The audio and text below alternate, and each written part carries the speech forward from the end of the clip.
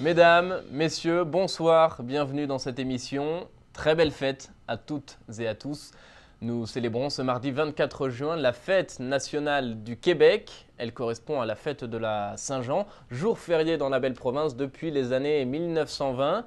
Déclarée fête nationale au Québec en 1977. Feux d'artifice, défilés, concerts, chants patriotiques, tout est bon pour célébrer cette journée spéciale. Et comme partout, la fête de la Saint-Jean est évidemment célébrée comme le veut la tradition, avec un feu de joie. Pourquoi? Quelle est l'origine de cette tradition? Avec ses lumières, notre confrère de KTO, Loïc Landreau, nous éclaire. Allez, je vais tout vous dire sur l'origine de cette tradition.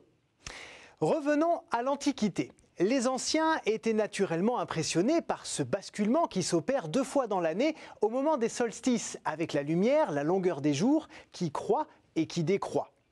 Au moment du solstice d'été, il est donc logique et naturel que ces peuples antiques, principalement agricoles, en aient fait un moment sacré de l'année, en lien avec la protection et la fertilité des cultures.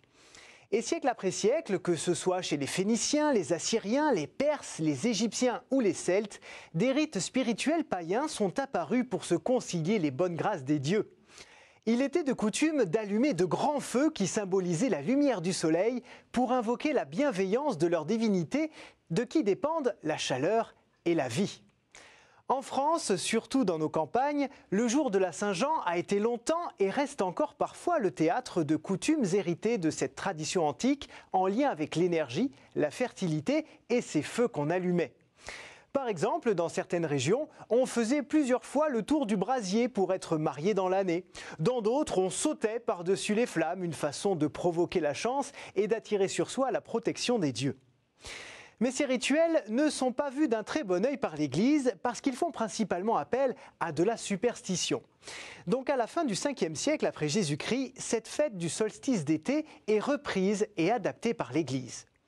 Le 24 juin, au lieu des anciens dieux, on fête donc la naissance de Saint Jean. Alors attention, c'est la naissance de Saint Jean Baptiste, le cousin de Jésus, et pas de Jean l'apôtre, comme beaucoup le croient parfois. Notez au passage que les autres saints sont fêtés à la date de leur mort. Donc marquer la naissance du Baptiste, c'est le mettre au-dessus du lot, et ça c'est aussi un indice. Alors, pourquoi avoir choisi de christianiser cette fête du feu en invoquant Jean-Baptiste? Ça n'a rien d'un hasard.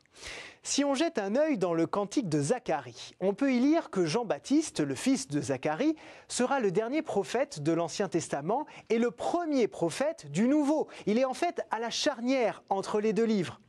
Or, qu'est-ce qu'un solstice, si ce n'est une charnière entre 2 saisons? Et puis Jean-Baptiste est celui qui va annoncer la lumière que sera le Christ. Voici ce qu'il dit à ses disciples. « Moi, je vous baptise avec de l'eau pour vous amener à la repentance, mais vient celui plus fort que moi.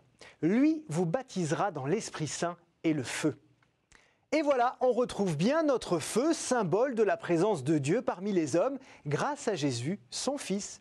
Mais le fin mot est sans doute celui-ci. Dans l'Évangile selon saint Jean, Jean-Baptiste affirme en parlant du Christ « Il faut qu'il croisse et que je diminue ».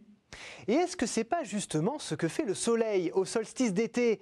La lumière diminue, mais elle diminue jusqu'où? Jusqu'au solstice d'hiver et la naissance de Jésus qui amènera de nouveau la lumière sur le monde.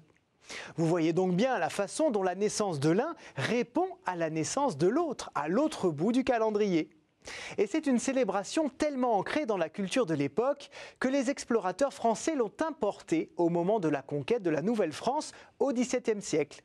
Nouvelle-France qui deviendra le Québec et qui fera de la Saint-Jean un véritable symbole de l'identité québécoise à partir de la fin du XVIIIe siècle.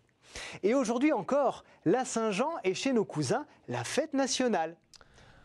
Voilà, des explications dans la bonne humeur, ça fait toujours plaisir. Merci Loïc, merci à vous de nous avoir suivis. Une fois encore, très belle fête nationale à toutes et à tous. Passez une excellente soirée, à demain.